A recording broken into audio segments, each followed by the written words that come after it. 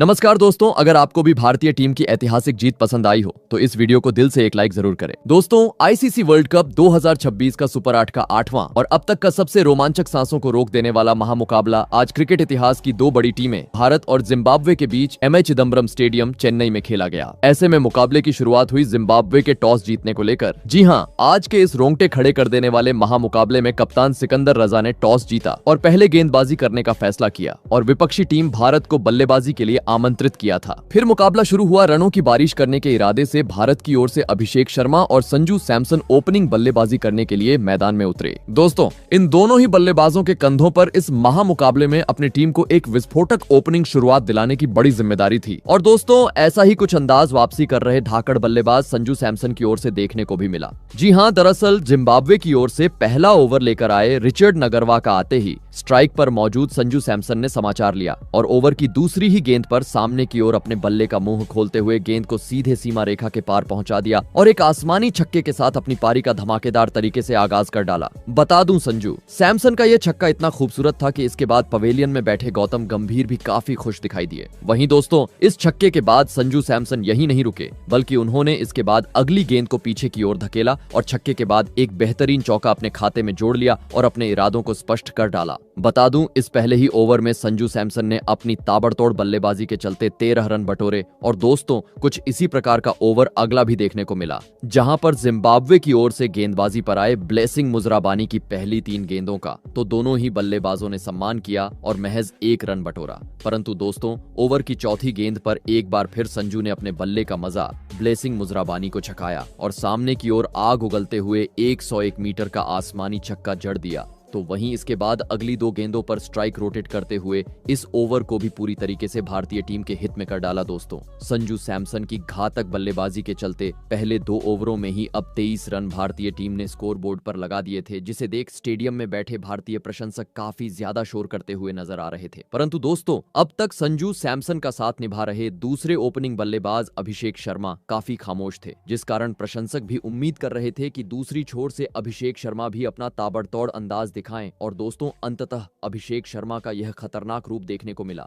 Match के तीसरे over में जहां पर स्पेल का पहला ओवर लेकर आए टिनोटेंडा मापोसा को आते ही स्ट्राइक पर मौजूद अभिषेक शर्मा ने आड़े हाथों लिया और पहले कवर के ऊपर से एक खूबसूरत चौका जड़ा। तो वहीं इसके बाद सामने की ओर अपने बल्ले का मुंह खोलते हुए गेंद को सीधे छक्के में तब्दील कर डाला। बता दूं, पहली 2 गेंदों पर 10 रन आने के बाद अभिषेक शर्मा यही नहीं रुके, बल्कि उन्होंने इसके बाद आखिरी गेंद पर भी अपने इसी अंदाज को आगे जारी रखा और एक बार फिर गेंद को सीधे स्टेडियम के पार पहुंचा दिया। बता दूं, अभिषेक शर्मा ने अपने खुद के दम पर इस ओवर में 16 रन बटोरे, तो वहीं एक चौका घातक बल्लेबाजी कर रहे संजू सैमसन ने भी इस ओवर में लगाया। दोस्तों, पावर प्ले के पहले 3 ओवरों में ही मानो जैसे टीम इंडिया की ओपनिंग जोड़ी ने आज जिम्बाब्वे की धज्जियां उड़ा दी थी। जी हां, क्योंकि अभी तक महज 18 गेंदों का खेल हुआ था और दोनों ही बल्लेबाजों ने अपनी धमाकेदार बल्लेबाजी की बदौलत 46 रन स्कोर बोर्ड पर लगा दिए थे। अलग ही तूफान मानो जैसे आज चेन्नई के इस मैदान पर देखने को मिल रहा था, जिसे देख जिम्बाब्वे के कप्तान सिकंदर रजा भी काफी ज्यादा चिंतित अब मैदान पर नजर आ रहे थे। परंतु दोस्तों, तभी मैच का चौथा ओवर लेकर आए तेज गेंदबाज ब्लेसिंग मुजराबानी ने अपनी बेहतरीन गेंदबाजी का जादू मैदान में बिखेर दिया और पहली 2 गेंदों पर 1 रन खर्च करने के बाद ओवर की तीसरी अपनी पटकी हुई गेंद पर बेहतरीन लय में नजर आ रहे संजू सैमसन को फंसाया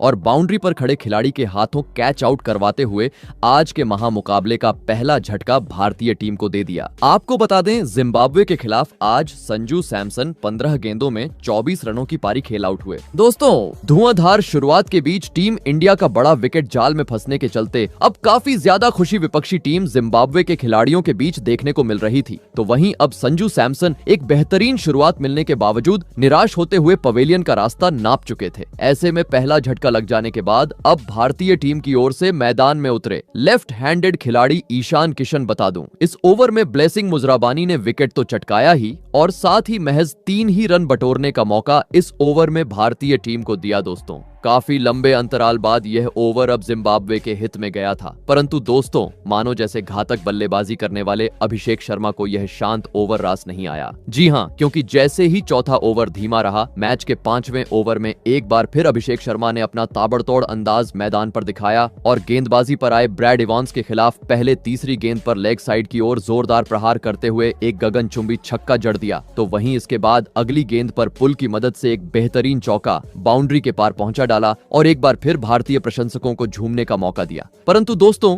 पावर प्ले का महज आखिरी ओवर अब भारतीय टीम के पास बचा हुआ था, जिस कारण जरूरत थी इसी प्रकार के बड़े शॉट जड़ते हुए इस आखिरी ओवर को टीम इंडिया के नाम करने की। और दोस्तों, ऐसा ही कुछ मैदान में मौजूद दोनों ही बल्लेबाजों ने करके भी दिखाया, जहां पर जिम्बाब्वे की ओर से गेंदबाजी पर आए रिचर्ड नगरवा के खिलाफ पहले ईशान किशन ने अपना असली अंदाज दिखाया और पहली 2 गेंदों को चौकों में तब्दील कर डाला। तो वहीं इसके बाद ओवर का अंत बेहतरीन लय में नजर आ रहे अभिषेक शर्मा ने एक आसमानी छक्के के साथ किया और पावर प्ले का 6 ओवर का खेल खत्म होने तक भारतीय टीम को 80 रनों तक पहुंचा दिया। दोस्तों, संजू सैमसन के विकेट गिर जाने के बावजूद जैसी चाहिए वैसी एक तूफानी शुरुआत अब भारतीय टीम को इस पावर प्ले में मिल चुकी थी, लेकिन जिम्बाब्वे के सामने विशाल लक्ष्य खड़ा करना था। तो अब मैदान में मौजूद ईशान किशन और अभिषेक शर्मा को अपनी इसी लय को बरकरार रखते हुए तूफानी बल्लेबाजी करना जरूरी था। परंतु दोस्तों, जैसे ही पावर प्ले खत्म हुआ, जिम्बाब्वे के कप्तान सिकंदर रजा ने चालाकी की और पावर प्ले के बाद अगला यानी मैच का 7वां ओवर खुद लेकर आए। और दोस्तों, सिकंदर रजा ने भी आते ही अपनी बेहतरीन गेंदबाजी का नमूना मैदान में पेश किया और अब तक तेज रफ्तार से आगे बढ़ रहे अभिषेक शर्मा और ईशान किशन को अपनी घूमती हुई गेंद में बांध के रखा और इस ओवर में मात्र 4 रन बटोरने का मौका दिया। साथ ही अगला ओवर भी कुछ इसी प्रकार का देखने को मिला, जहां पर गेंदबाजी पर आए स्पिनर गेंदबाज ब्रायन बेनेट ने भी सिकंदर रजा की तरह अपने चक्रव्यूह के जाल में अभिषेक शर्मा और ईशान किशन को एक भी बड़ा शॉट खेलने का मौका नहीं दिया और इस ओवर में मात्र स्ट्राइक रोटेट करने पर मजबूर कर दिया।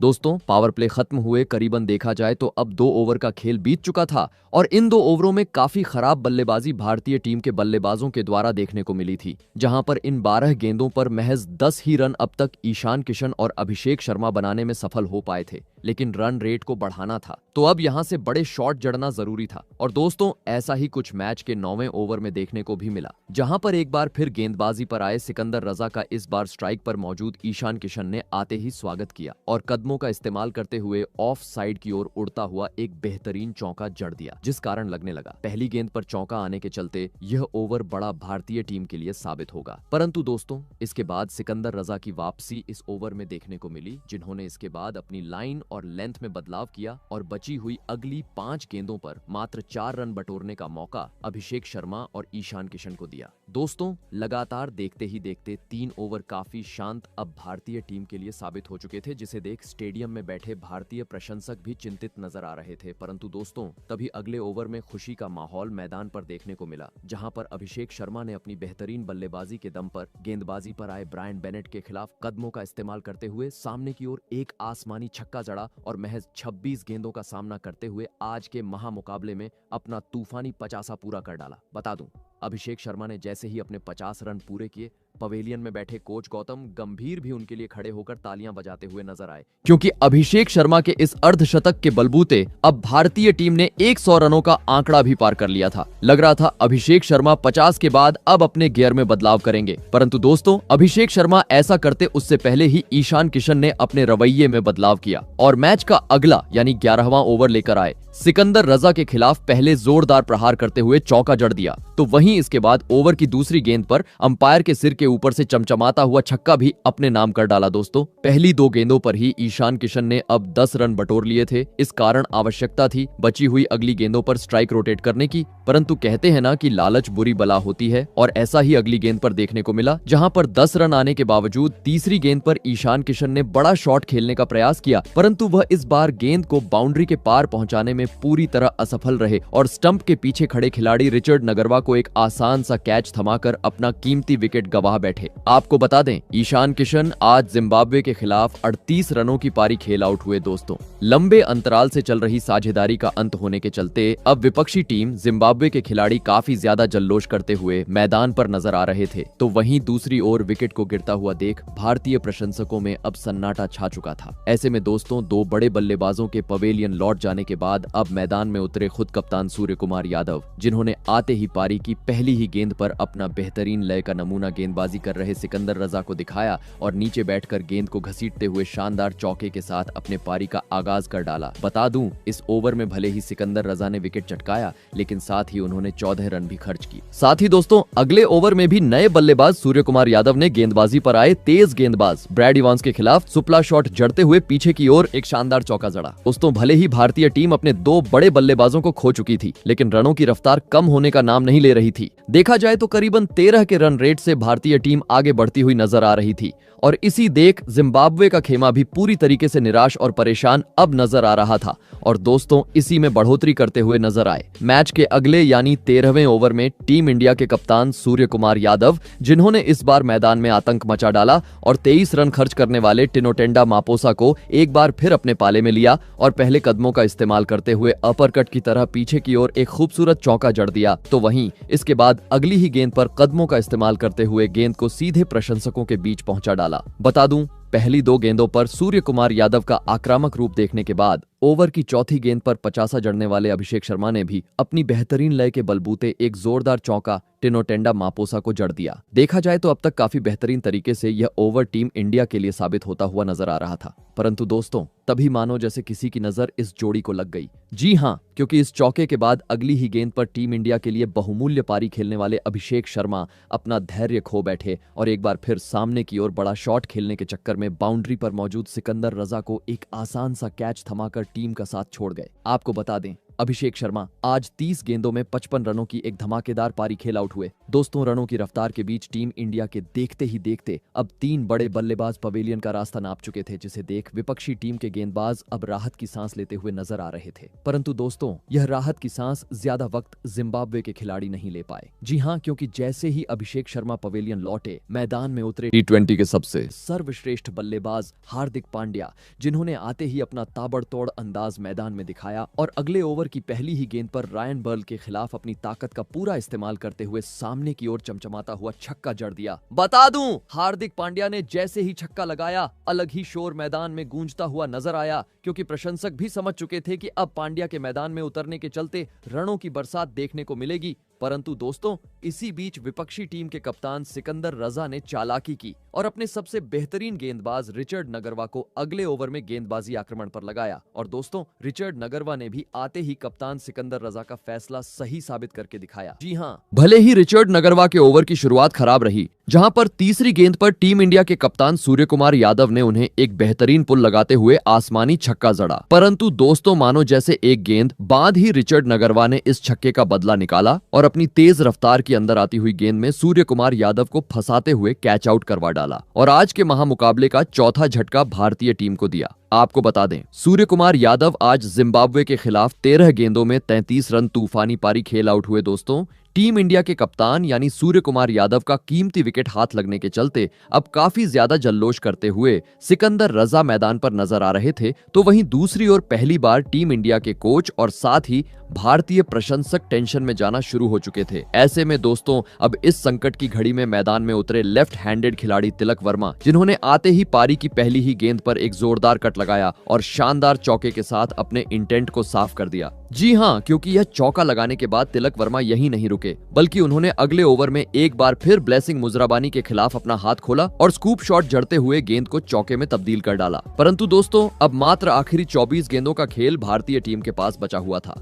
जिस कारण दोनों ही छोरों से अब जिम्बाब्वे के गेंदबाजों की पिटाई करना आवश्यक था। और दोस्तों, ऐसा ही कुछ जलवा मैच के 17वें ओवर से देखने को भी मिला, जहां पर जिम्बाब्वे की ओर से गेंदबाजी पर आए ब्रैड इवांस के खिलाफ पहले दूसरी गेंद पर स्ट्राइक पर मौजूद हार्दिक पांड्या ने पीछे की ओर एक शानदार चौका जड़ा, तो वहीं इसके बाद उनके साथी बल्लेबाज तिलक वर्मा ने भी ओवर की चौथी गेंद को कवर की ओर भेजते हुए गेंद को सीमा रेखा के पार पहुंचा दिया। बता दूं, हार्दिक पांड्या और तिलक वर्मा ने मिलकर इस ओवर में 14 रन बटोरे। परंतु दोस्तों, मानो जैसे यह बस ट्रेलर था। जी हां, क्योंकि मैच का असली मजा देखने को मिला 18वें ओवर में, जहां पर मैदान में मौजूद दोनों ही बल्लेबाजों ने आतंक मचा डाला और गेंदबाजी पर आए ब्लेसिंग मुजराबानी का भूत बनाते हुए पहले हार्दिक पांड्या ने ऑफ साइड की ओर बल्ले को मोड़ते हुए एक आसमानी छक्का जड़ दिया, तो वहीं इसके बाद तिलक वर्मा का तूफान मैदान पर देखने को मिला, जिन्होंने ओवर की चौथी गेंद पर पहले कवर की ओर उड़ता हुआ चौका लगाया तो वहीं इसके बाद पटकी हुई गेंद पर एक ऐसा आसमानी छक्का जड़ दिया कि जिसे देखकर भारतीय प्रशंसक भी भौचक्के रह गए। दोस्तों, एक छोर से तिलक वर्मा तो दूसरी छोर से हार्दिक पांड्या अलग ही रफ्तार से अब जिम्बाब्वे के गेंदबाजों की पिटाई करते जा रहे थे। मानो जैसे रनों की बरसात अब चेन्नई के खूबसूरत स्टेडियम पर देखने को मिल रही थी, जिसके चलते दोस्तों जल्द ही इन दोनों ही बल्लेबाजों ने 5वें विकेट के लिए 50 से अधिक रनों की एक महत्वपूर्ण साझेदारी भी पूरी कर डाली। लेकिन अब मात्र अंतिम 12 गेंदों का खेल भारतीय टीम के पास बचा हुआ था, जिस कारण आवश्यकता थी इन अंतिम 12 गेंदों पर भी चौकों छक्कों में डील करने की। और दोस्तों, ऐसा ही कुछ 19वें ओवर में देखने को भी मिला, जहां पर पहले हार्दिक पांड्या ने एक तेज तर्रार चौका रिचर्ड नगरवा को जरा, तो वहीं इसके बाद तिलक वर्मा ने प्रशंसकों को खुश करते हुए लगातार 2 गेंदों को छक्कों में तब्दील करते हुए स्टेडियम के बाहर पहुंचा दिया। दोस्तों, अब तक हुए वर्ल्ड कप में तिलक वर्मा की काफी धीमी बल्लेबाजी प्रशंसकों को देखने को मिली थी, लेकिन आज उनकी घातक बल्लेबाजी ने सभी के दिल जीत लिए थे। जी हाँ, क्योंकि 19वें ओवर की तरह 20वां ओवर भी टीम इंडिया ने अपने हित में किया, जहां पर हार्दिक पांड्या और तिलक वर्मा ने अपनी रनों की बरसात को बरकरार रखा और 20 ओवर का खेल खत्म होने तक भारतीय टीम को 250 रनों के पार पहुंचा डाला और यह महामुकाबला जीतने के लिए जिम्बाब्वे के सामने 257 रनों का विशाल लक्ष्य खड़ा कर दिया। ऐसे में दोस्तों, इसके बाद भारत से मिले 257 रनों के लक्ष्य का पीछा करने जिम्बाब्वे की ओर से ताड़ीवानाशे मरुमानी और ब्रायन बेनेट बल्लेबाजी करने के लिए मैदान में उतरे। दोस्तों, भारत ने दिया हुआ लक्ष्य बड़ा था, ऐसे में दोनों ही बल्लेबाजों पर विस्फोटक अंदाज में शुरुआत दिलाने की बड़ी जिम्मेदारी थी। परंतु दोस्तों, टीम इंडिया की ओर से पहला ओवर लेकर आए अर्शदीप सिंह की काफी घातक गेंदबाजी मैदान पर देखने को मिली, जिन्होंने पहले ही ओवर में सटीक लाइन और लेंथ का मुजायरा मैदान में पेश किया और दोनों ही जिम्बाब्वे के ओपनिंग बल्लेबाजों को उसमें उलझाते हुए मात्र 4 रन बनाने का मौका पहले ओवर में दिया। दोस्तों, पहला ओवर जिम्बाब्वे के लिए काफी शांत रहा था, लेकिन दूसरे ओवर में पहली बार जिम्बाब्वे के बल्लेबाज अपने हाथ खोलते हुए नजर आए, जहां पर टीम इंडिया की ओर से गेंदबाजी पर आए। हार्दिक पांड्या के खिलाफ ओवर की पहली ही गेंद पर ताड़ीवानाशे मरुमानी ने अपना हाथ खोला और पटकी हुई गेंद पर तेज तर्रार प्रहार करते हुए गेंद को सीधे छक्के में तब्दील कर डाला। लगने लगा पहली गेंद पर छक्का आने के चलते अब यह बड़ा ओवर जिम्बाब्वे के लिए साबित होगा। परंतु दोस्तों, इसके बाद गेंदबाजी कर रहे हार्दिक पांड्या की वापसी इस ओवर में देखने को मिली, जिन्होंने अपनी लाइन और लेंथ में बदलाव किया और इसके बाद अगली 5 गेंदों पर छक्का जड़ने वाले ताड़ीवानाशे मरुमानी को पूरी तरीके से बांध के रखा और इसके बाद एक भी रन बटोरने का मौका नहीं दिया। वही दोस्तों, इसके बाद अगला ओवर भी कुछ इसी प्रकार का देखने को मिला, जहां पर एक बार फिर अर्शदीप सिंह ने अपनी अंदर तो कभी बाहर जाती हुई गेंदों में दोनों ही जिम्बाब्वे के बल्लेबाजों को जकड़ के रखा और पहले 5 गेंदों पर मात्र 1 रन बनाने का मौका दिया। भले ही अंतिम गेंद पर स्ट्राइक पर मौजूद ब्रायन बेनेट ने सामने की ओर एक उड़ता हुआ चौका अर्शदीप सिंह को जरा, लेकिन देखा जाए तो यह ओवर भी भारतीय टीम ने अपने नाम किया। जी हाँ, क्योंकि इस ओवर के साथ 3 ओवरों का खेल पूरी तरीके से समाप्त हो चुका था और अब तक महज 19 रन लक्ष्य का पीछा करते हुए जिम्बाब्वे की टीम स्कोरबोर्ड पर लगाने में सफल हो पाई थी। देखा जाए तो काफी धीमी और खराब शुरुआत ओपनिंग बल्लेबाज आज जिम्बाब्वे को दिला रहे थे, क्योंकि पहले 3 ओवरों में खराब बल्लेबाजी करने के बाद चौथा ओवर भी दोनों ही जिम्बाब्वे के बल्लेबाजों ने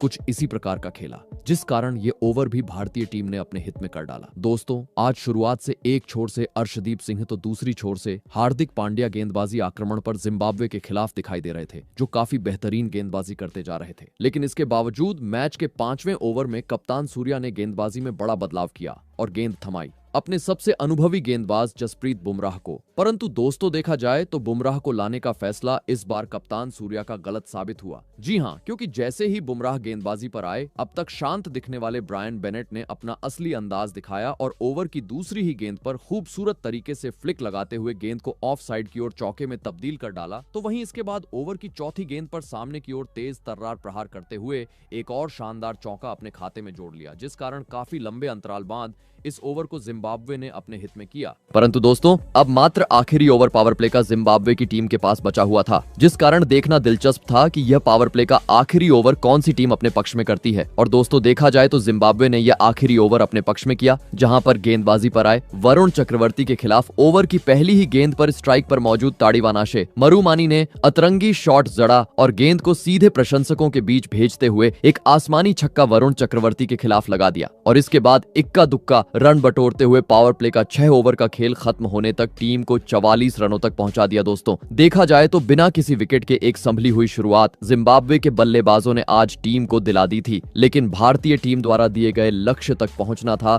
तो अब मैदान में मौजूद दोनों ही जिम्बाब्वे के ओपनिंग बल्लेबाजों को 5वां गियर डालते हुए विस्फोटक बल्लेबाजी करना आवश्यक था। परंतु दोस्तों जिम्बाब्वे के बल्लेबाज ऐसा कुछ कर पाते उससे पहले ही पावर प्ले के बाद अगला यानी मैच का 7वां ओवर लेकर आए। अक्षर पटेल ने मैदान में धमाल मचा डाला और अपने ओवर की दूसरी ही घूमती हुई गेंद में जिम्बाब्वे के लेफ्ट हैंडेड बल्लेबाज ताड़ीवानाशे मरुमानी को फंसाया और ईशान किशन के हाथों कैच आउट करवाते हुए आज के महामुकाबले का पहला झटका जिम्बाब्वे को दे दिया। आपको बता दें, भारत के खिलाफ आज ताड़ीवानाशे मरुमानी 23 गेंदों में 20 रनों की पारी खेल आउट हुए। दोस्तों अपने स्पेल के पहले ही ओवर में जिम्बाब्वे का बड़ा विकेट हाथ लगने के चलते अब काफी ज्यादा खुशी अक्षर पटेल के चेहरे पर देखने को मिल रही थी, तो वहीं पूरे स्टेडियम में भी अब भारत भारत के नारे गूंजने शुरू हो चुके थे। ऐसे में दोस्तों पहला झटका लग जाने के बाद अब जिम्बाब्वे की ओर से मैदान में उतरे डियोन मायर्स। आपको बता दूं, इस ओवर में अक्षर पटेल ने विकेट तो चटकाया ही और महज 2 रन बटोरने का मौका जिम्बाब्वे की टीम को दिया। वहीं अगले ओवर में भी बुमराह ने अपनी बेहतरीन गेंदबाजी का नमूना मैदान में पेश किया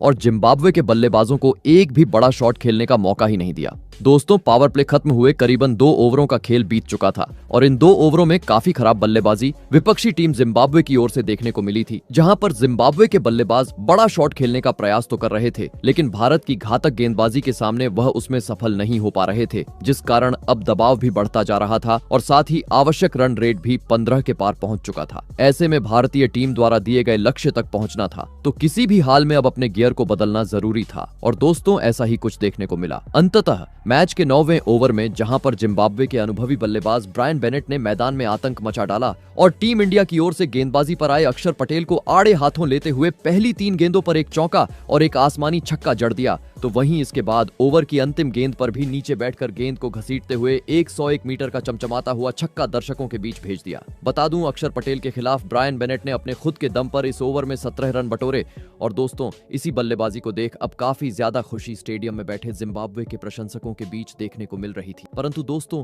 इस खुशी को वह ज्यादा वक्त बरकरार रखने में पूरी तरह असफल रहे। जी हां, क्योंकि अगले ही ओवर में गेंदबाजी पर आए वरुण चक्रवर्ती ने मैदान में अपना जाल बिछाया और ब्रायन बेनेट का साथ निभा रहे डियोन मायर्स को अपनी घूमती हुई गेंद में फंसाया और बाउंड्री पर खड़े तिलक वर्मा के हाथों कैच आउट करवाते हुए जिम्बाब्वे को आज के महामुकाबले का दूसरा झटका दे दिया। आपको बता दें, डियोन मायर्स 6 रनों की पारी खेल आउट हुए। ऐसे में दोस्तों 2 महत्वपूर्ण बल्लेबाजों के पवेलियन लौट जाने के बाद अब मैदान में उतरे जिम्बाब्वे के कप्तान सिकंदर रजा, जिन्होंने पारी की शुरुआत तो भले ही धीमी की, लेकिन जैसे ही 12वें ओवर में उनके खिलाफ वरुण चक्रवर्ती गेंदबाजी पर आए, उन्होंने अपना हाथ खोला और ओवर की दूसरी ही गेंद पर ऑफ साइड की ओर जोरदार प्रहार करते हुए अपनी पारी का पहला छक्का जड़ दिया। तो वहीं इसके बाद अगले ओवर में उनके साथी बल्लेबाज ब्रायन बेनेट ने अपनी लय को बरकरार रखते हुए टीम इंडिया के सबसे बेहतरीन गेंदबाज जसप्रीत बुमराह के खिलाफ पटकी हुई गेंद पर सामने की ओर एक गगनचुंबी छक्का जड़ा और भारत के खिलाफ अपना धमाकेदार 50 जड़ दिया।